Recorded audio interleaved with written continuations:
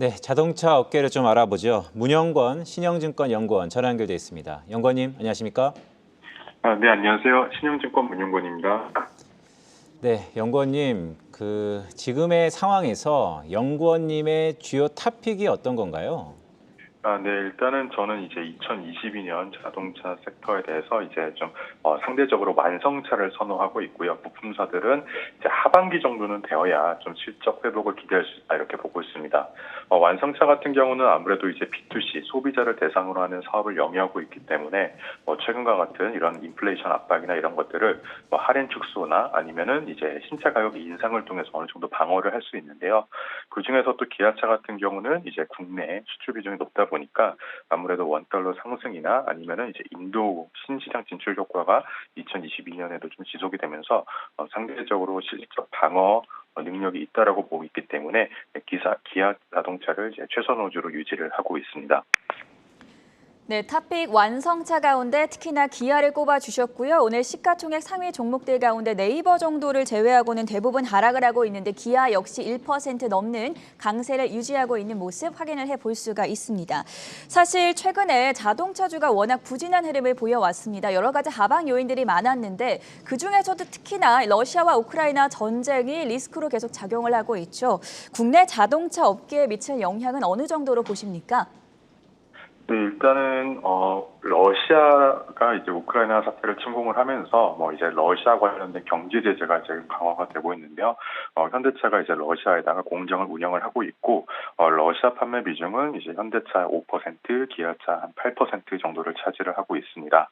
러시아의 경제제가 확산이 되면 강화가 되면 이제 현대기아의 러시아 판매 부진 우려도 있지만 어떻게 보면 이 최근에 이제 코로나 사태 이후에 반도체 부족이나 이런 물류 차질이 러시아 사태로 인해 가지고 더욱 악화되면서 이제 물가 상승, 물류 차질 이런 걸로 인해서 이제 공급에서도 지속적으로 차질이 발생할 수 있다라는 점, 그다음에 이제 주요 원재료 가격이나 이런 것들이 상승하면서 소비자들의 구매력이 하락해서 신차 구매력이 좀 떨어질 수 있다라는 점이 전반적으로 자동차 섹터에 대한 우려를 좀 키우고 있다 이렇게 보고 있습니다. 2월달 말에 이제 우크라이나 사태가 터졌는데요. 이미 2월달에 이제 현대차 러시아 공장 출고는 2017년 이래 2월 중에 가장 낮은 수준이었습니다. 현재 이제 러시아에서 현대차 포함 주요 완성차 업체들이 생산을 멈춘 상태이기 때문에 아무래도 3월달에는 러시아 출고가 좀 더 부진할 것으로 예상을 하고 있고요. 이렇게 되면 아무래도 완성차 업체들도 실적에 일부 타격이 있겠지만 현대위아처럼 러시아에서 엔진 공장을 운영하면서 현대기아차한테 공급하는 부품 업체들도 일부 타격이 좀 불가피할 것으로 보고 있는 상태입니다. 네, 연구원님 말씀처럼 일단 러시아발 우려 때문에 공급에 대한 차질이 국내 완성차 업체한테 상당 부분 있는 것 같은데요. 중국 얘기를 좀 해볼까요? 중국이 호재와 악재가 좀 상존해 있는 것 같습니다. 일단 악재적인 부분은 역시 중국 코로나 확산으로 일부 도시가 봉쇄됐고요. 방금 전에 나타났던 중국의 주요 경제 지표, 산업 생산이라든지 소매 판매, 고정 투자를 보면 컨센서스 대비 한 2배 이상 상승하면서 또 서프라이즈를 기록했단 말입니다. 그렇다면 이 전반적으로 자동차주에 관련된 영향은 어떤 게 있을까요? 네, 일단은 중국 같은 경우는 올해 기저 효과로 인해 가지고 이제 판매가 전년 동기 대비 조금씩 개선되는 모습을 연초부터 보여줬었습니다. 네, 이제 코로나 확산으로 인해 가지고 이제 일부 지역에서 봉쇄 조치가 시행이 됐고요. 이로 인해 이제 토요타나 폭스바겐 같은 경우도 이번 주에 이제 중국 창천 공장을 가동 중단하겠다라고 밝혀놓은 상태입니다. 아시다시피 현대기아차는 2017년부터 중국에서 부진이 장기화되었었기 때문에 어떻게 보면은 이제 중국 부진이라는 게 다른 해외 업체들 대비 약간의 타격이 그나마 조금은 제한적이다 이렇게 보고 있습니다.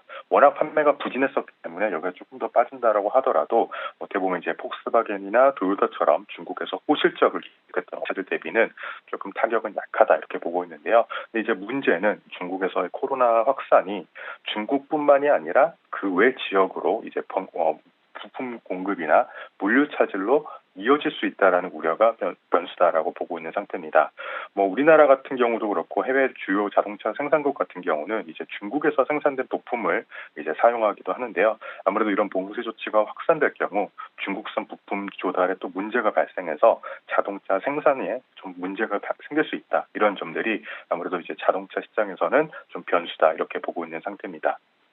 네, 전쟁 상황과 그리고 중국의 코로나 확산으로 인한 재봉쇄 여파에 대해서 두 가지 사안들 먼저 짚어봤고요. 국제유가 상승세도 빼놓을 수가 없습니다. 국제유가가 180달러, 200달러까지 갈 수 있다라는 전망이 나오는 가운데 어제 새벽에 마감했던 WTI 가격은 그래도 103달러, 한 5, 6% 떨어지면서 마무리가 됐고요. 지금 현재는 100달러가 깨진 상황입니다. 유가가 자동차 업계, 기업들에 미칠 영향에 대해서는 어떻게 분석하고 계실까요? 네, 우선 현대 기아차 같은 경우는 이제 브라질이나 러시아 이런 산유국 비중이 다른 경쟁 업체 대비 좀 높은 편입니다. 현지에서 공장을 운영을 하고 있고요. 그래서 과거 2012년이나 14년 정도처럼 배럴당 100불 언저리 수준에서 유지가 됐었을 때는 오히려 이런 고유가가 신흥국 경기 호조로 이어지면서 상대적으로 현대 기아차 때는 좀 긍정적으로 요인으로 작용을 하기도 했습니다. 하지만 유가가 이제 배럴당 100불 이상에서 굉장히 높은 수준에서 유지가 될 경우에는 아무래도 이제 주요 시장 경기에 이제 인플레이션 압박이 가중될 수도 있고요. 또 소비자 입장에서는 이제 물가 상승에 따른 실질 구매력 하락, 그다음에 차량 유지 비용이 또 증가한다라는 부담 요인이 있기 때문에 주가가 배럴당 100불 이상에서 장기화되는 것은 아무래도 전반적으로 자동차 수요 측면에서는 좀 부정적인 요인이 있다 이렇게 보고 있는 상태입니다.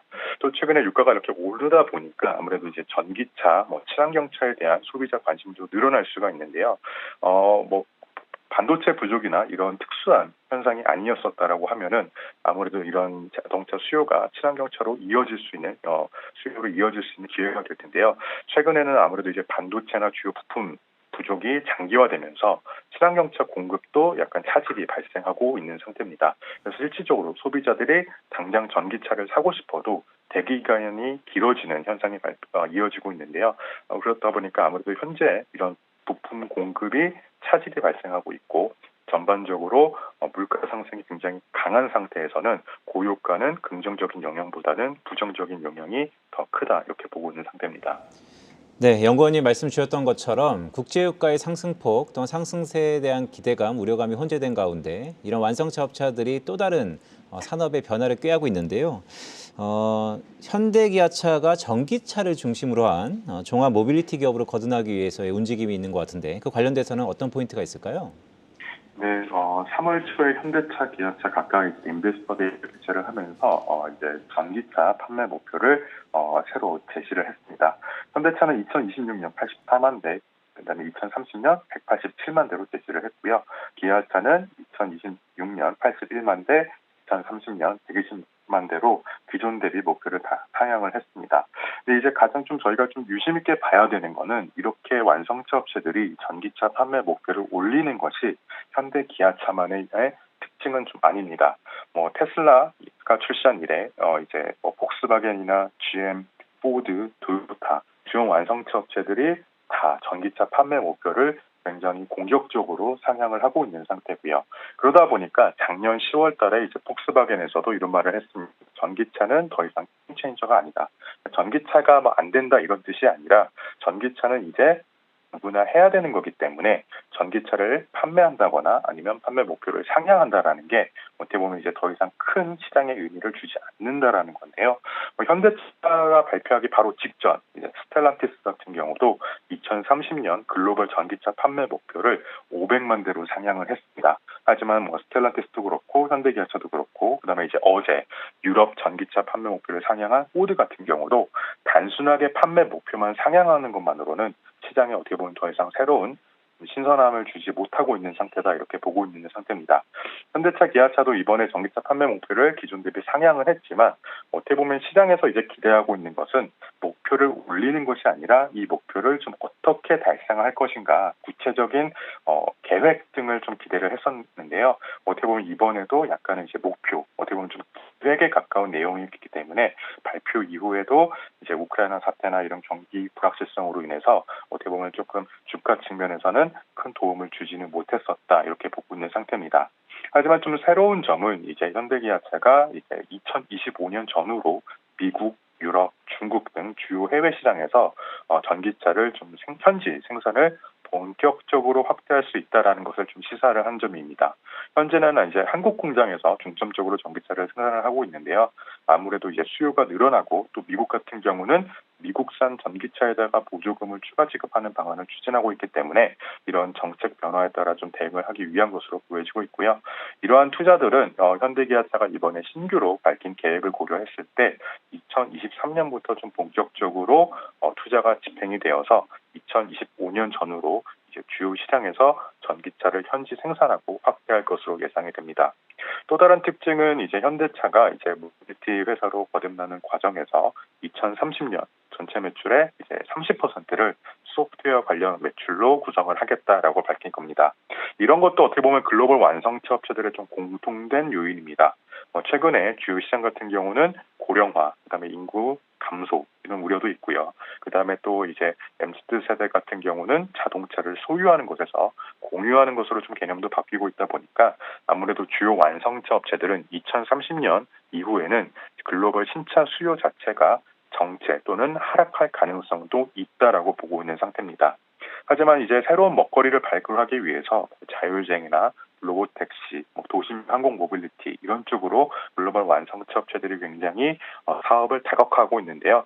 아무래도 이제 커넥티드 카나 자율주행차 같은 경우는 자동차에서 발생하는 수많은 데이터를 갖다가 보험 산업이라던가 아니면은 이제 공유 서비스라던가 이런 새로운 사업을 할 수 있기 때문에 이러한 사업을 현대차도 하겠다라고 밝힌 것으로 좀 파악이 되고요.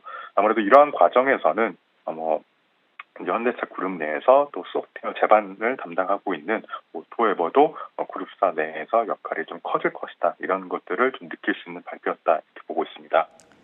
네, 중장기 사업 전략과 함께 미래 전망까지 긍정적으로 제시를 해주셨습니다. 앞서 기아차에 대해서는 이제 탑픽 종목으로 꼽아주셨고 사실 현대차 같은 경우에는 지금 52주 신저가를 기록하고 있거든요. 16만 원이 무너질 수 있다 이런 부정적인 전망들도 나오고 있는 가운데 지금 러시아발 카플레이션이라고 이야기를 하더라고요. 자동차주 하락이 어디까지 이어질 것으로 전망하고 계십니까? 아무래도 지금 현재 자동차 주가들은 전반적으로 약간 밸류에이션을 조금 하단까지도 내려오고 있는 상태입니다. 비단 현대차뿐만이 아니라 최근에 이제 해외 업체들도 보시면 스텔란티스나 르노 이런 업체들은 이제 주가 수익비 PER이 한 3배 정도까지 주가가 빠진 상태고요. 그 외에 GM이라던가 폭스바겐 이런 업체들도 보통 8배에서 움직였던 주가가 6배 정도까지도 지금 주가가 많이 하락을 한 상태입니다. 아무래도 자동차 같은 경우 고가 내구 재고하다 보니까 이제 소비자들의 경기에 대한 심리가 좀 얼어붙을 경우는 소비가 좀 더 크게 떨어질 수 있다라는 건데요. 지금 3월 미시건 소비자 심리지수 같은 경우도 59.7을 기록을 하면서 서베이 61보다는 좀 낮은 수준을 기록을 했습니다. 그렇기 때문에 아무래도 이런 글로벌 경기 불확실성, 소비 불확실성을 야기하고 있는 코로나라던가 아니면 이제 우크라이나 사태가 장기화되면 장기화될수록 자동차 시장에는 아무래도 긍정적인 시각보다는 좀 우려 섞인 시각이 지배될 수 있다라고 보고 있습니다. 따라서 이 우크라이나 사태가 얼마나 좀 조속히 되는지 또 이로 인해서 굉장히 좀 주요 원재료나 아니면은 물류에서 발생했던 차질이 얼마나 좀 정상화가 되는지가 관건이다라고 보고 있고요. 하반기가 되면은 이제 완성차 업체들 같은 경우 작년 하반기부터 반도체 부족에 따른 생산, 판매 차질이 컸기 때문에 기저 속에서 이제 판매가 점점 개선되는 모습이 나올 것으로 예상되는 상황인데요. 이러한 것들이 나오기 위해서는 이제 아무래도 여름이 오기 전에 이런 제반적인 불확실성이 좀 해소되어야 될 것이다. 이거를 좀 기준 변수로 보고 있는 상태입니다. 사실 어제 시장에서 로봇 관련주들이 급등을 하면서 현대차는 보스턴 다이나믹스 인수 이후에 왜 이런 모멘텀을 못 받아가는지 참 궁금한 점도 있었는데 다음번에 스튜디오에 모시고 다시 한번 이야기 나눠보도록 하겠습니다. 지금까지 문영권 신영증권 연구원과 함께했습니다. 고맙습니다. 감사합니다.